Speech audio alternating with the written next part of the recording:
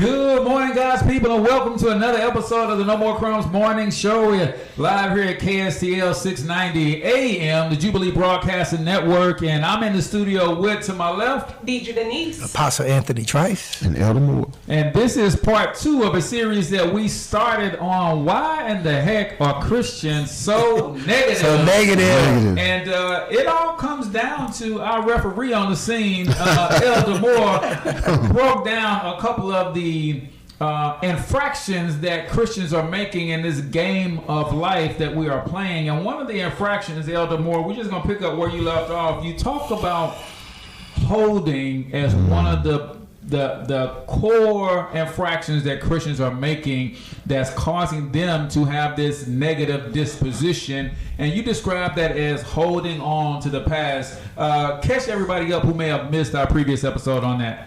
Yeah, just real quick, those of you who watched last episode, we talked about these infractions.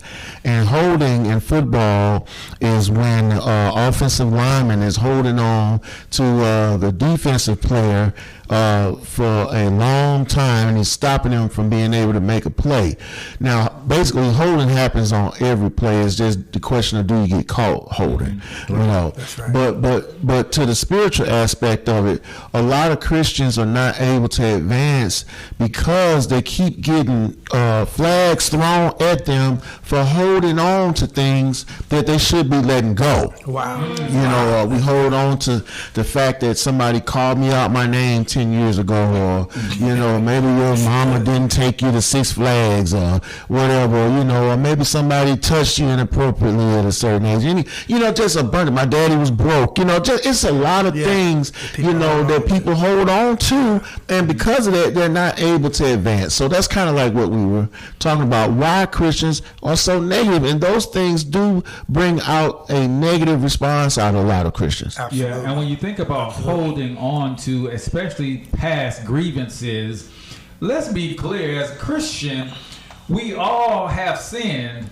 but through the work of Christ, we have been forgiven. So if there's anybody who should be professionals at forgiving people and moving on, it should be Christians.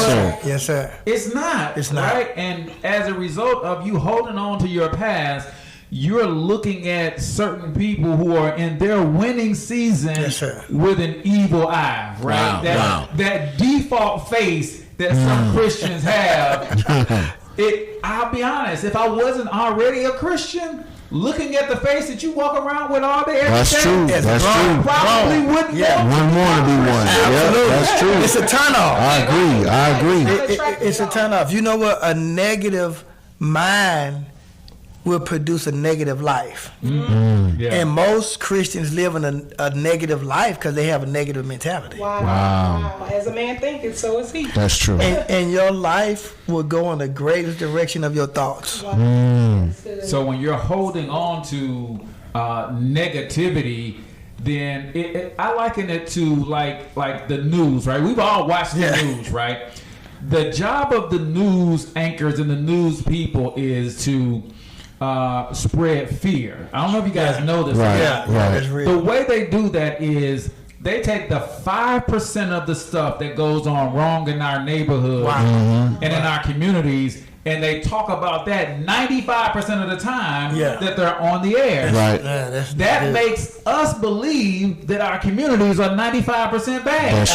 That's true. It's not the case. But guess what? We as Christians, we do the same thing. Absolutely. We focus on the 5% of the things that's going on wrong in our lives when 95% of our lives are good. Right. But because we're only focusing on that 5% of negative, we are seeing our whole world as negative, and that's just not the case, because although I got up and opened my eyes and I can look at Apostle Trice right now, I ain't the one making my eyes see. Exactly. Right. Exactly. I got a lot to be thankful for, a lot to be smiling for. Right. But most Christians don't understand the importance of counting their blessings. Yeah. Absolutely. It's propaganda. Yeah. And I wanted to chime in on that. I mean, a lot of the church, we're taught growing up, a lot of the old school church taught us about God being mad at you, God not loving you, God wanting to punish you. That's 5% of God. That's powerful. In God. Right. It also funds that, and then you also touched before in the last episode, another reason why Christians are so upset is because you're trying to coast in this walk. And when you coast, you can only coast downhill. Yeah. You can't coast uphill. That's true. If you're coasting on this walk, you're going downhill. Wow, that's true. People are passing you up. Wow, that's good. So, It's called acceleration. Yes. The Holy Ghost will step on your gas. Yeah. That's it. Yeah. That's it. Yeah. So I wanted to touch on this too, because when we're holding on to those negative things, a lot of times we are thinking that Christians are only negative about their money. Yeah. But let's talk about some of the other things that they're negative about. Some of the other things that you're holding on to a past grievance in an old relationship, and it's keeping you from a new, fresh relationship. Absolutely. I've seen that time and time again.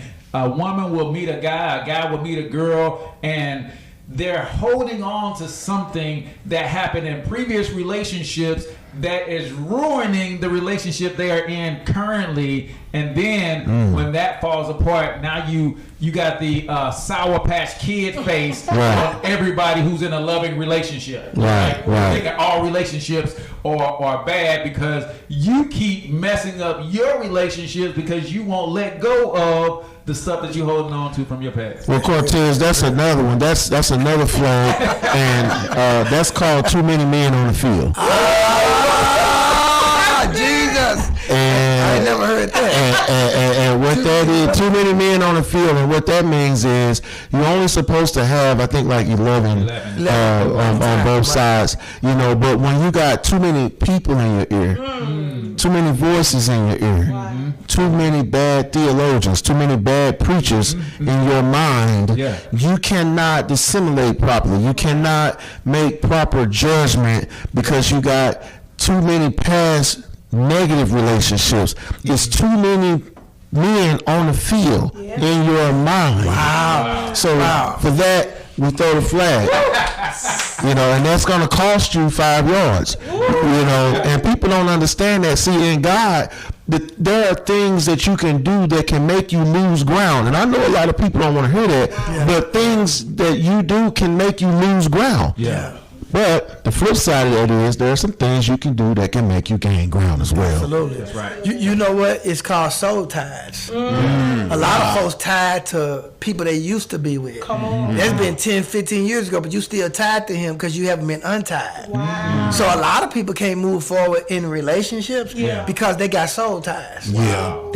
They soul is tied to somebody else that they're no longer in a relationship with. Wow. That is heavy. So too many men on the field. I got a chance to interview a really dope counselor, and she spoke to women saying something similar to what we're saying. She said, listen, there's a lot of things that we hold on to strictly because they came from people that we love. Yeah, that's true. Yeah, she said, I love my mom to death, but there's some things that my mom passed down to me that I don't want. So when I find my man and get married, I want him to marry me. I don't want my mama's words coming out of my mouth. Yeah. So he's married to me, and I think a lot of us have found that maybe you were under a pastor years ago and you love and respected that pastor, but maybe they weren't all the way on point with the word of God and how they taught it. And you're afraid to let that go because it feels like you're letting that person go. I felt that. Wow. Yes, sir. You could still love and respect your grandmother, but your grandmother came up in a different time, and the advice that she might have given you for her time may not work for right now. Right. No, it's not gonna work for now. Yeah, that's not gonna work. And good advice, but it's not relevant for today. Right, and I'm gonna call that pass interference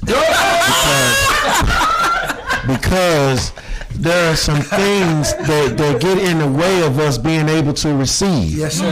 Yeah. See, that's where your pass interference flag comes in at, because you have to allow the receiver time to get off the line to go run, and you can't block him with your back turned. You have to at least be making a play also. So a lot of Christians are negative because of pass interference, and there's just been a lot of bad experiences from churches, bad experiences from family. We got family members that are saved, and they say certain things, and the way that they say it, it almost blocks your readiness to receive, from God. That's past interference, so that'll cost you. Listen. I know Apostle wants to chime in on that, and so does Deidre D. But we got to take a quick commercial break, man. We'll be right back after these messages. Wow. Yo, what's up, guys? People, listen, I know that episode was getting juicy, but listen, we've got to talk serious business right now. There are too many of God's people struggling with the burden of debt. And not enough of you guys know that Apostle Anthony L. Trice has a free resource for you that will help you tackle that debt. So before you end your day and lay your head on your pillow, I'm going to need you to go to NoMoreCrumbsUniversity.com. Click on the free resources tab and click Tackling Debt and sign up for your free Kingdom Builders Guide to Tackling Debt. Trust me, you're going to thank me when you do. Now, let's get back to the episode. All right, ladies and gentlemen, welcome back to yet another episode of the No More Crumbs Morning Show. I'm Cortez Hustle in studio with Deidre D, Apostle Trice, and also Elder Kenneth Moore. Should we call him Ref Moore? Ref Moore. Because he is on point with some of the things that we experience as Christians, lovers of God, lovers of his people. But at the same time, as we're trying to advance the kingdom, we know that it is our job to help win souls unto Christ. But every now and again, we let things rob us of our ability to be effective in our witness and our walk. And he's calling those penalties, flags on the play. And we were just talking about pass interference, right? The ability to, as a defender, illegally block the receiver from his ability to catch the ball. God got some blessings that he's throwing out in your direction. You are literally allowing other people to block you from being able to put your hands up and catch those blessings that he's receiving. And because you are allowing that, you have the audacity to be negative as if it's somebody else's fault but your own. Yes, sir. Deidre D, we talked a little bit about relationships, holding on to the past, bringing past trauma into new relationships. And that's just not in loving relationships. That's in relationships with friends, in relationships with parent, child. Talk from your experience on how that can really hurt you, and maybe give a tip or two on how you've been able to let go and release some of that old negative stuff so you can move forward. Yeah. Oh man, that's a real loaded question. Because I've experienced, dealing with past information being passed down to me that wasn't current, and I worked up enough courage and faith to be able to get out of that and into something new and fresh. But guess what? When I got in that new and fresh thing, the pot wasn't big enough for what God was telling me to do. So I'm trying to sit up under leadership that can't take me where they've never been. Wow. Come on. I became very frustrated because I'm like, I know that the power of a seed can break a cycle off of my life, but the leadership I'm under don't even believe in that. So it's like I couldn't break that cycle because of who I was under. So God was like, no, you're going to have to move up out of that as well. Working up the faith, and I had to just really let go and let God. You don't want to disappoint people, what I'm saying? And you find yourself sitting trying to be faithful to a person, but God is calling you higher. And I allowed God to keep calling me higher, and that's how I ended up here at Covenant for Life. And I'm so grateful because now I'm sitting up under leadership that can actually take me where God is showing me because they're already there.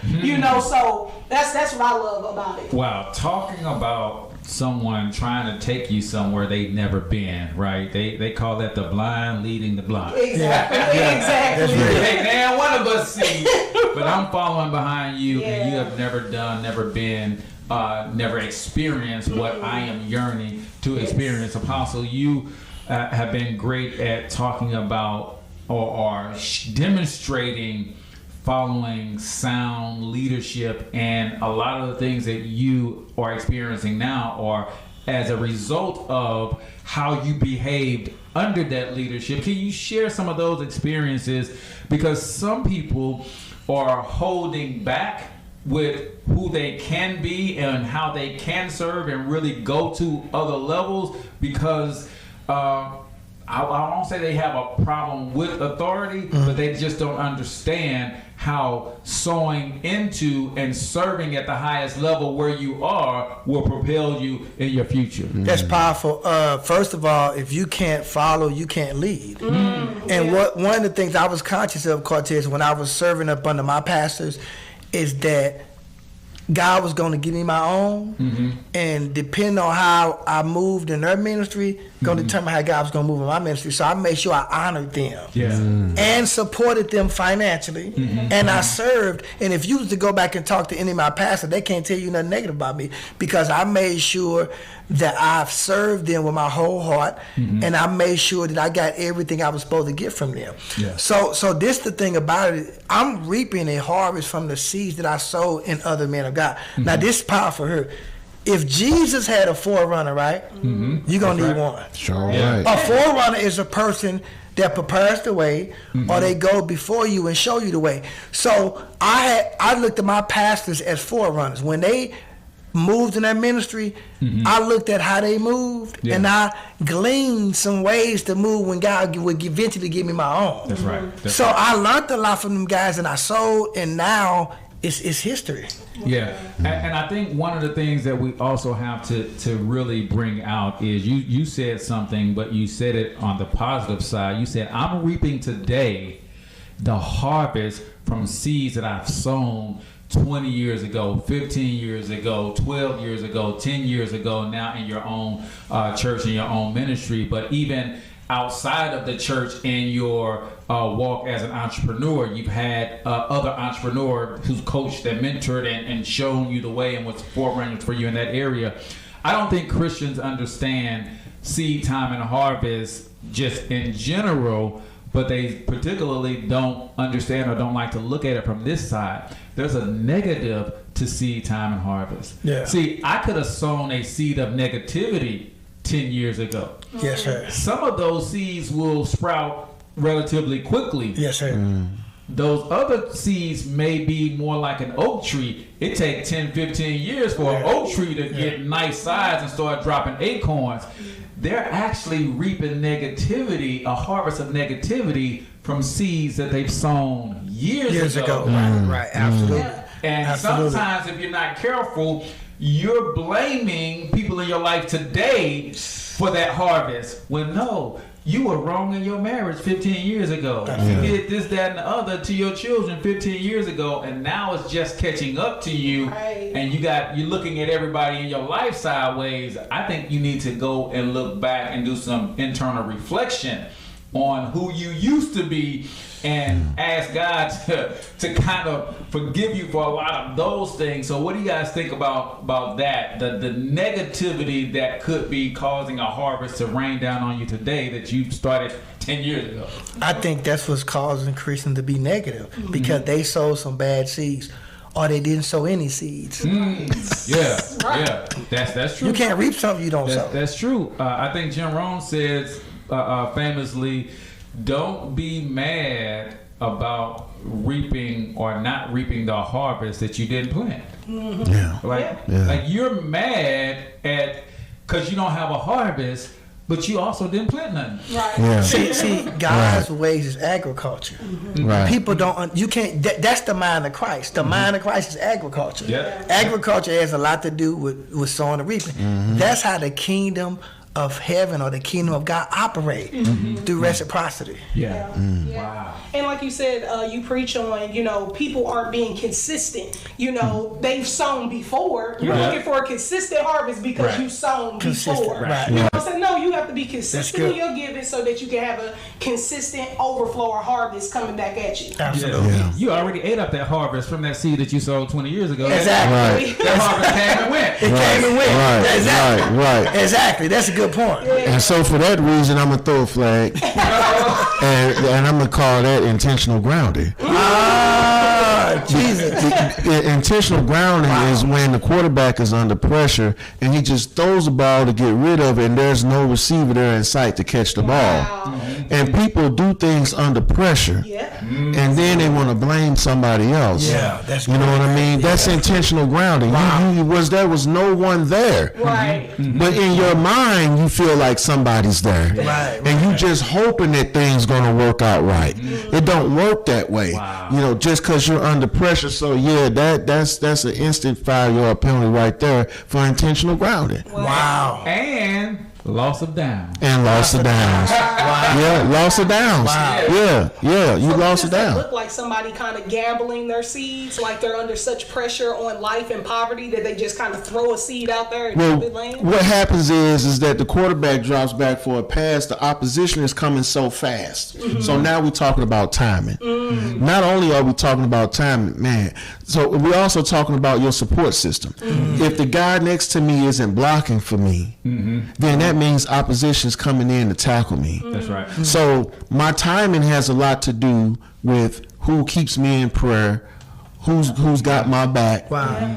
So all of that helps keep that at bay. That's right. And if I don't have someone praying for me, if I don't have somebody blocking for me, then I have no choice. I'm forced to try to make a quick decision. That's right. That's right. So what's worse, loss of down or an interception? And here's the thing, man. This is so rich. It is, you're going to do something illegal, Right. to keep you from taking a loss. Because that's what intentional grounding is. Yeah. I'm going to just illegally throw this ball away because I don't want to take the sack. I'm about to get sacked. I'm about to take a loss in my life. Right. Now, as the leader of the team, who the quarterback is, it's his responsibility to set the protection, to call the right play. So because the play has broken down, I'm going to do something illegal so that I don't take this loss. Sometimes, ladies and gentlemen, we just got to take the loss. It's our responsibility. God, it's my bad. You told me to go left. I went right because I thought I knew more than you. And now loss is showing up in my life. Wow. So before I do something illegal, intentionally grounding, I'm just going to take this loss and pray for forgiveness. Cortez, something hit me when you said something. You know what it's called? What's that? Selfishness. A lot of folks selfish. They, you know, how you got the Spirit of God, how you born again, but you're always thinking about yourself. That's true. So a lot of folks are in a predicament or they're real negative because they're thinking about themselves. It's all about you. You can't operate in the kingdom of God and it's all about you. You know what God has blessed me to do? To empower other people. God is only going to bless us to be a blessing. Wow. So you just want to be blessed. But who you want to bless? Or you going to bless somebody after God bless you? That's the issue. That's the question. Thinking about other people, like that is truly why we are here. Like, Yes, sir. some people are trying to be independent. Some people have figured out how to be codependent. Yes, sir. I got to have this person in my life. Yes, sir. But God created us to be interdependent. That's the reason that you don't have the same gift that I have. That's right. Because if you had my gifts, you wouldn't need me. Wow. That's why, that's why we're a team. Wow. We're a team. Yes, Wow. See, you trying to do it by yourself. You trying to. The day of long range is over with.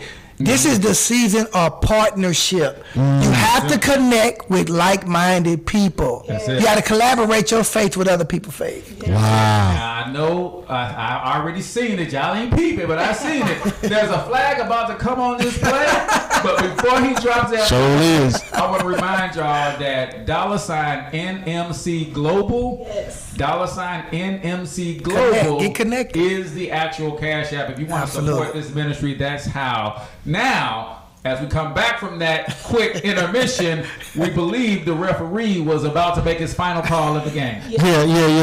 Going with Coach Trice when he was just saying there about people being nomads and trying to have a long range of spirit. Definitely a flag on the play with that. And that penalty is called being an ineligible receiver. Jesus! Break that down. Ineligible receiver. And this play normally happens to the tight end because the tight end has a dual responsibility. Either he can be a blocker or either he could be a receiver that goes out for the play or the pass. But before he does that, he has to check in with the ref and let the ref know, I'm coming in as a receiver this time. Wow. I didn't know that. But what we do in church, we got people that's trying to start up ministries without talking to their pastor. Oh, man. You finna...